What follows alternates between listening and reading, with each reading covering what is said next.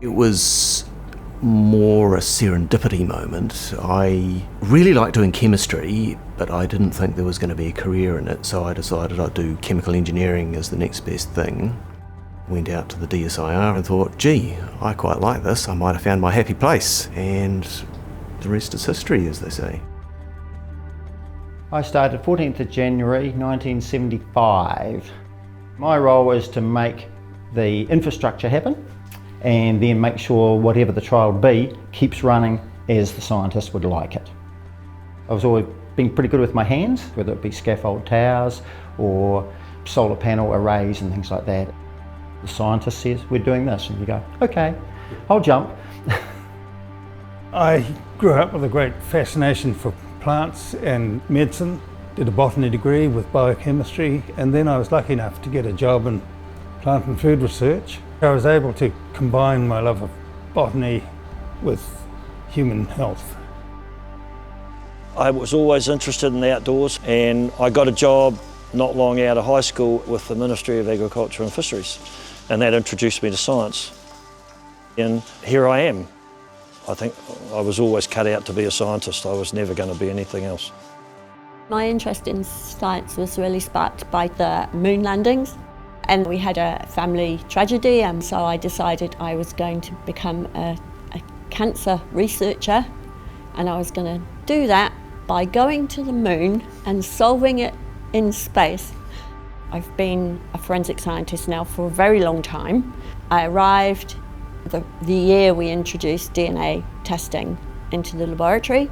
I've worked more than 30 years now of delivering science into the justice system. I've been working in science to some extent voluntarily since my late teens, 68 to 2024. That's quite a long time. Everybody's interested in the climate, so it's always been an early interest of mine. My early career in India was a way of understanding the international landscape, and so I was always interested in working internationally, dealing with climate resilience, and it grew from there really.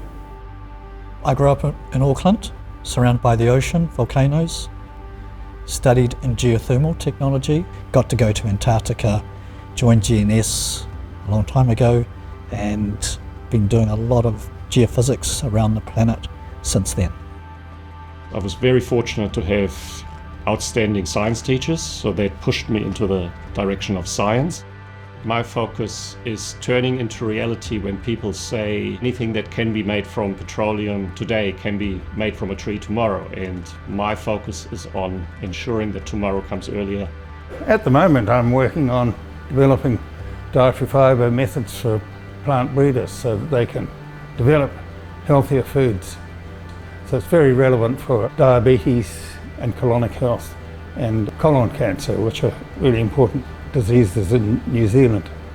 I developed some techniques in order to build a CAT scan image of the subduction zone, and we can understand the physical properties. And they help us to simulate earthquakes, tsunamis, and understand how the process works. It's groundbreaking. We want to see new products in the market that don't deplete the earth anymore, something that really makes a difference for people's life, for the planet, but also for the country that we live in.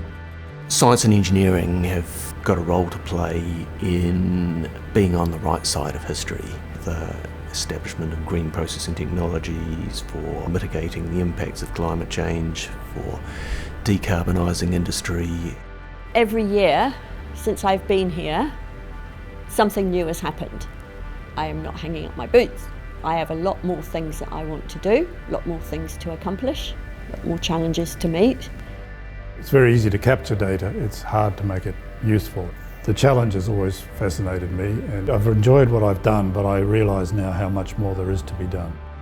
I've often said the only thing I did really well in my entire career was build a good team. We've done experiments here which no one else in the world has ever done or been able to do, and that's been fantastic.